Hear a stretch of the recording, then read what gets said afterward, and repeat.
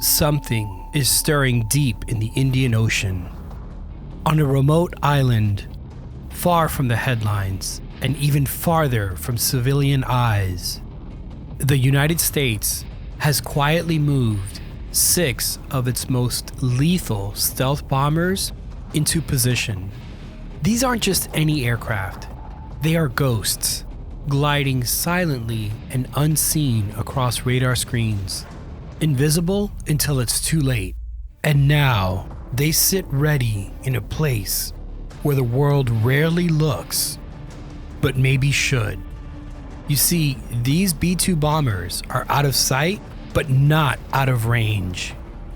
And if tensions with Iran continue to build, these spirits will be the first to strike. This isn't just posturing, it's preparation. And it's happening now.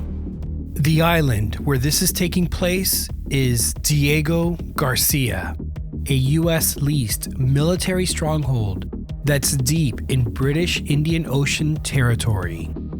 To most people, it's just a dot on a map. But to war planners in Washington and intelligence officers in Tehran, it's a launch pad, a sentinel, a symbol of power projection that has reemerged in the shadow of a rising conflict. In this video, we're going to pull back the curtain on what's really going on at Diego Garcia and why the sudden surge in bomber presence may be more than just a routine rotation.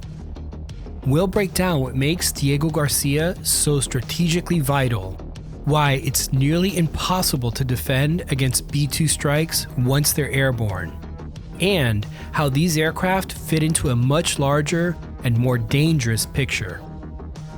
On top of that, you're going to get a front row seat into the origins of the B-2 spirit, how it was born in Cold War secrecy, then vanished into the classified world of black budgets, and re-emerged decades later as a precision scalpel for modern warfare. We'll explore how the Spirit is uniquely suited to carry out one mission no other aircraft in the world can: a direct strike on Iran's deeply buried nuclear sites. But we're not stopping there, because this story isn't just about bombers. It's about joint power projection. The US Navy has forward deployed carrier strike groups into the Mediterranean and the Persian Gulf. And when you pair the unmatched stealth of the B-2 with the full force of a carrier air wing, you get a coordinated punch that can cripple a nation's air defenses before they even know what's happening. In the second half of this video, we'll examine the strike scenarios being quietly wargamed in the Pentagon. What happens if Iran crosses the enrichment threshold? What if US assets in the region come under fire from Houthi missiles? Or if Hezbollah lights up the northern front? The answers are chilling, and the response could begin from a tiny, wave-lashed runway on Diego Garcia. This is more than military maneuvering. It's a pressure cooker, and when it blows, the first signal won't be a speech or a press release. It'll be the quiet rise of a ghost in the night sky. Let's get into it right now. PilotPhotog.com. To understand the stakes in this unfolding drama, you first need to understand the stage. And that stage is, of course, Diego Garcia. From above, it barely looks like more than a ring of sand and palm trees in the middle of the Indian Ocean. But zoom in, and the truth becomes clear. This is one of the most strategically valuable pieces of real estate the United States has access to anywhere on Earth. The island chain sits roughly 2,300 miles from the Persian Gulf, 3,000 miles from the South China Sea, and is positioned at the very heart of the Indo-Pacific maritime crossroads. What does that mean? Well, Diego Garcia is the ultimate forward operating base. It's a place designed for long-range operations, quietly supporting US military missions since the Cold War, with runways that are long enough for any aircraft in the American inventory. And it's not just about aircraft. Diego Garcia has port facilities that are deep enough for nuclear submarines and guided missile destroyers to dock, replenish, and refuel as needed. But Diego Garcia isn't just about logistics. It's about reach. The airfield and base at Diego Garcia is called Camp Justice. And as we've seen, this critical airfield allows American bombers, like the B-2, to strike targets across the Middle East, North Africa, and South Asia without ever needing to refuel. That's game-changing, because in modern warfare, the moment you have to rely on tanker support, you introduce vulnerability, a weak link, a point of failure. Not here. And perhaps most importantly, Diego Garcia is remote. Very remote. There are virtually no local populations, no civilian interference, no commercial overflights. Because of this, it's shielded from political protests, surveillance, or the kind of public scrutiny airplane spotters that accompany other major US overseas bases like Ramstein, Al Udeid, or Yokota. For the record, nothing against plane spotters. I consider myself to be one and have worked with several on previous YouTube videos. Anyway, back to Diego Garcia. In a crisis, the island's remote location and isolation become an asset. At the end of the day, it's hard to detect what's happening on Diego Garcia until the mission is already underway. And that is exactly the point. The island has been referred to as an unsinkable aircraft carrier, and for you World War II buffs, it's been called the Malta of the Indian Ocean. You see, during major global operations, from the Gulf War to the invasion of Afghanistan to the early days of the War on Terror, Diego Garcia was the quiet launchpad for America's opening blows. In those days, B-52s and B-1Bs would depart under the cover of night and return long after the world had changed. Diego Garcia has been used for surveillance missions, submarine staging, and even as an emergency landing site for the space shuttle, in case things went wrong. But now, with 6 B-2 Spirits forward deployed there, we're entering into a new phase. This is no longer Diego Garcia as a logistics hub. This is Diego Garcia as a spear tip. We're now looking at a stealth launch pad for surgical strikes against enemies with hardened defenses and nuclear ambitions. This has become a rapid response bastion capable of sending a message that needs no translation. And with carrier strike groups currently operating in the Mediterranean and the Persian Gulf, Diego Garcia now forms one point of a powerful strategic triangle. The other two, the US Navy at sea and US Central Command's assets throughout the Arabian Peninsula. Together, they give the US the ability to apply pressure from multiple directions, air, land, and sea, without warning and without apology. So when the B-2s lifted off from Whiteman Air Force Base and touched down on this remote coral atoll in the middle of nowhere, well, it wasn't routine. It was a message. A message to Iran, to the Houthis, to any hostile force watching radar screens in the Middle East. We're here, we're ready, and we don't need to be seen to strike. Coming up next, we're going to look into this Ghost's origin story, where the B-2 Spirit came from, why it was designed in total secrecy, and why even today, decades after its first flight, it still terrifies adversaries around the world. Stay with me. Alright, you can't talk about Diego Garcia today without talking about the ghost that it now houses. And this ghost has a history that's soaked in secrecy, subterfuge, and silent menace. Ironically, the B-2 Spirit wasn't designed to win a war.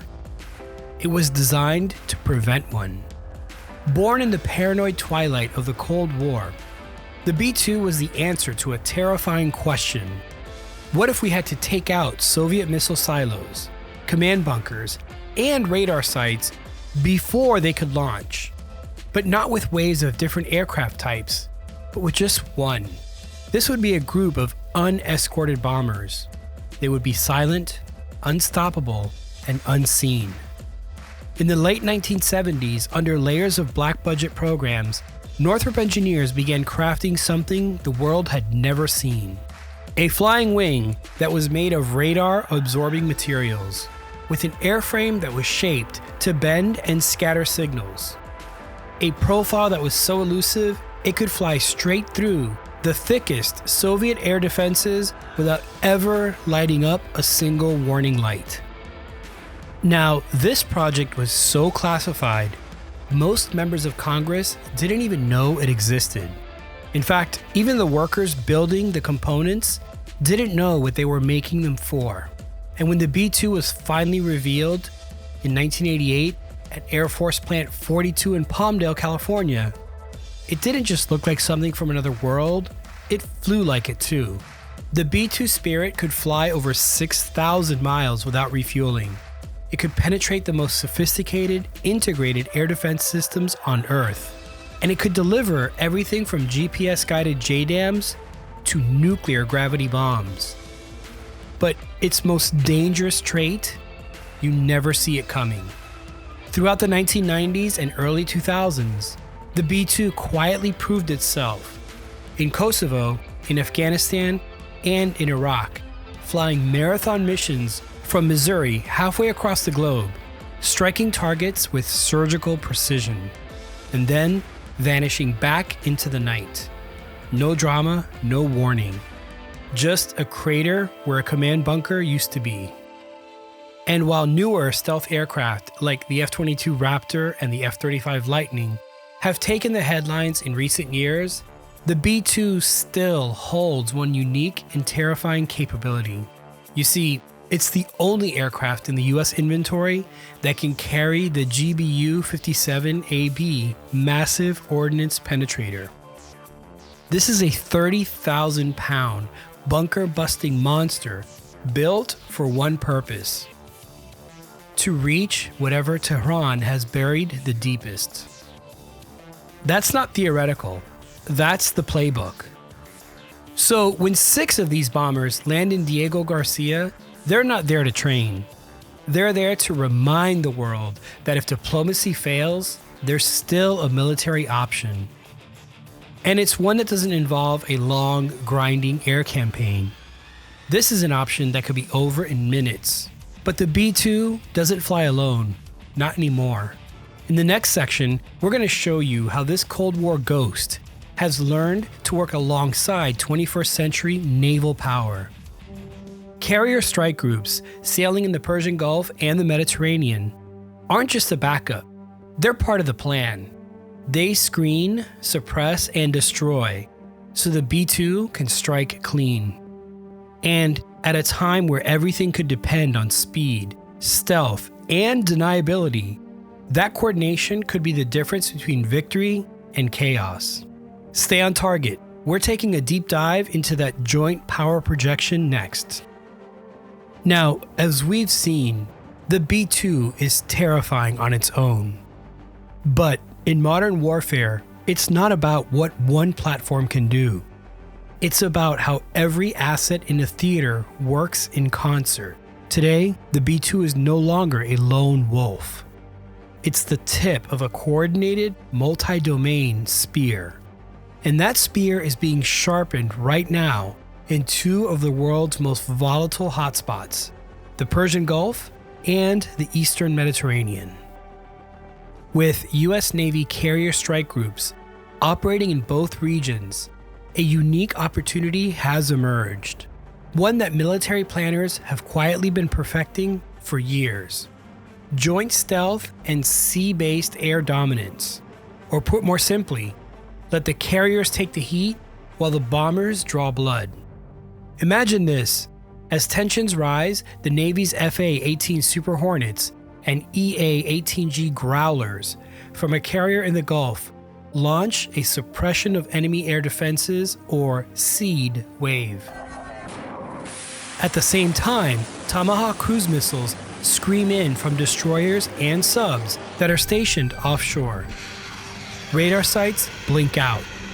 SAM launchers go dark. Communications are jammed. Confusion ripples across enemy command nets. In this chaos, the B-2s launch from Diego Garcia. Ghosts on the wind, masked by electronic warfare and radar clutter, heading straight for their target. No afterburners, no contrails, just low observable power sliding in under the noise floor. Meanwhile, Aegis-equipped cruisers are tracking everything, and perched atop their vertical launch cells are some of the most capable weapons in the US arsenal.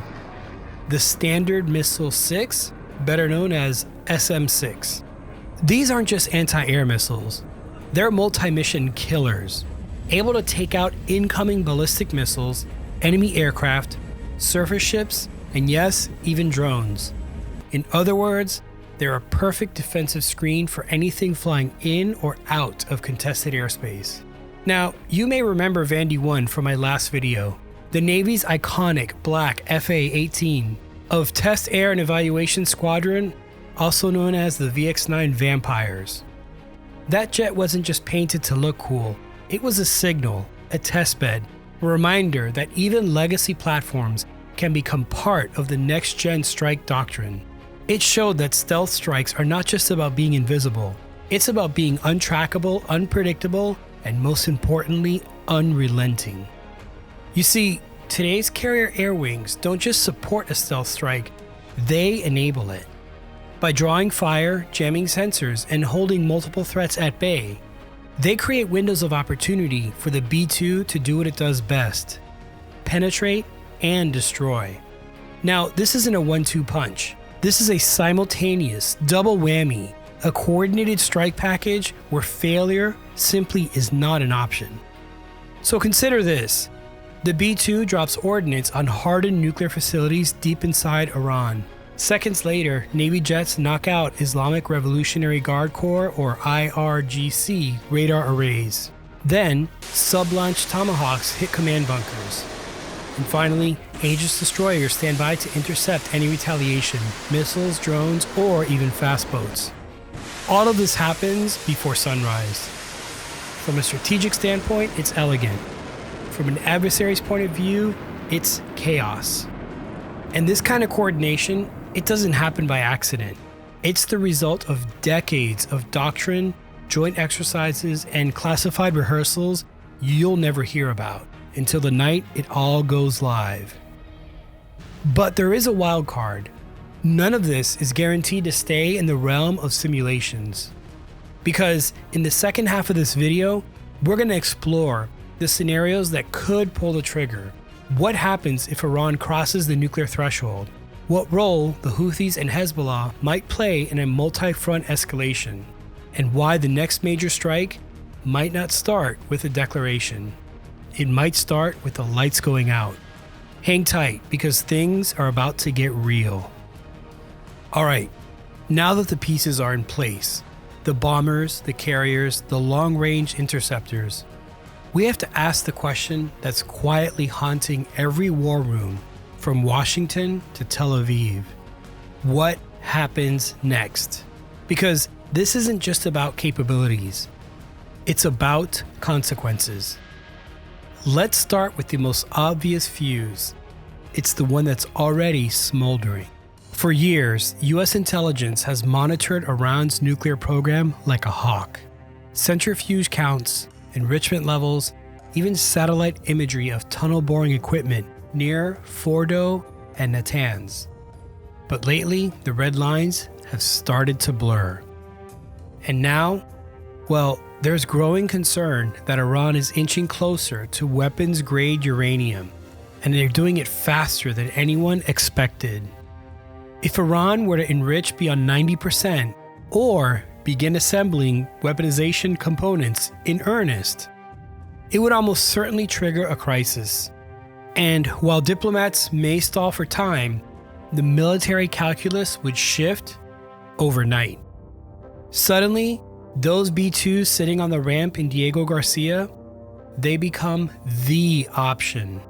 With those massive ordnance penetrators locked in, they'd be tasked with eliminating Iran's deepest bunkers, places that just can't be reached with cruise missiles or even airstrikes from regional allies. These are one-shot, one-kill missions, and the margin for error is razor thin. But striking Iran doesn't happen in a vacuum. Let's look at another scenario. The Houthis in Yemen have proven they're more than a proxy. They're a regional spoiler. Armed with Iran-supplied cruise missiles and drones, they've already attacked commercial shipping, US bases, and even launched missiles that had to be shot down by American and allied destroyers. If a strike on Iran were to occur, you can bet the Houthis wouldn't sit still. Retaliatory launches from Yemen would target US warships, Gulf allies, or oil infrastructure. The Navy's Aegis destroyers, armed with those SM-6s, would be once again forced into real-time interception. And that's if they catch everything. It's only going to take one leaker to get through, and suddenly you've got an oil terminal in flames, or worse, an American ship taking casualties. Another scenario could be Hezbollah opening up the northern front. While the world watches the Persian Gulf, the real nightmare scenario unfolds in the Levant. Hezbollah, who's armed to the teeth and dug in across southern Lebanon, could take this opportunity to seize the moment. If Iran is struck, it is entirely possible that Hezbollah may be ordered to unleash its vast arsenal of precision-guided rockets against northern Israel, dragging the IDF into a multi-front war. This would tie down Israel's air force and complicate US coordination in the region. It would also put American bases in Syria, Jordan, and even Iraq at risk. Suddenly, this isn't just a strike on Iran. Regrettably, it's a regional war, and the B-2 might be needed again, this time for rapid follow-up missions across multiple theaters. And here's the most dangerous part. All these scenarios, they don't require intent, just miscalculation. One enrichment report, one drone that goes too far, one radar operator who mistakes a training mission for a strike package, and the entire board lights up. This is why the B-2 deployment matters. It's not just a threat, it's a stabilizer, a shadow cast long before any missiles fly. It buys time. It deters. But if that deterrence fails, it finishes the fight fast. And that's the paradox of power in 2025. The stronger the capability, the quieter the warning. Up next, we'll wrap up everything we've seen from Diego Garcia's silent role in US warfighting strategy to the bomber born of secret projects that's now standing ready on a coral atoll. The message behind this deployment may not be in the headlines, but it's written in steel, stealth, and strategy. Let's bring it home. Out in the middle of the Indian Ocean, 6 shadows wait in silence. They sit on sun-baked concrete, engines cold, mission briefings sealed. But make no mistake, those B-2s didn't fly to Diego Garcia for a vacation. They flew there for one reason: to be ready. This isn't posturing. It is not saber rattling. It is a silent warning in a language only the world's most dangerous actors understand. For decades, Diego Garcia has existed just beyond the public eye, a forgotten dot on the map. But in truth, it has quickly shaped the outcomes of wars, the movements of fleets, and the balance of power in entire regions. And now, with tensions rising, it stepped back into the spotlight, not with a roar, but with a whisper. The B-2 Spirit is the perfect symbol of that whisper. Born in the shadows, designed for the first night of the next war, a weapon that says nothing but promises everything. And now it's being paired with a 21st century juggernaut, carrier strike groups that are bristling with fighters, missiles, and the ability to sustain combat operations anywhere on Earth. This is what modern American power looks like. Stealth from the sky, steel on the sea, and a joint force doctrine that can take down the world's most fortified targets before breakfast. But here's what I want you to take away. We may never see these bombers take off. We may never get confirmation of a strike. Because hopefully, if everything goes right, they won't have to. That is the power of deterrence. It's not about pulling the trigger. It's about showing the enemy that if they push too far, if they make one wrong move, there is no place that they can hide. This is how the United States holds the line in an increasingly unstable world. Not with bluster, not with speeches, but with quiet resolve. That's backed by ghosts in the sky and thunder from the sea. And if you're still here, if you made it to this point in the video, then you understand what most people don't. That history isn't shaped by headlines. It's shaped in silence, in shadows, in forward deployments that no one talks about until it's too late. So I ask you, what do you think this deployment signals? Are we headed toward a tipping point? Or is this just another chess move in a long, cold game? Drop your thoughts in the comments. Let's talk about it. And if you want more breakdowns like this, where military history, aviation technology, and real-world geopolitics collide, make sure you're subscribed to this channel and to my newsletter. Join over 3,000 weekly readers who get my free newsletter, Hangar Flying with Tog, delivered to their inbox every Tuesday. It's where I share even more behind-the-scenes takes, exclusive insights, a look back on the week in aviation history, and mission-ready knowledge every single week. And as an added bonus, you'll get a free photo of a picture that I've taken at a previous air show. You can use it however you like. It's my way of saying thank you for being a reader of my newsletter.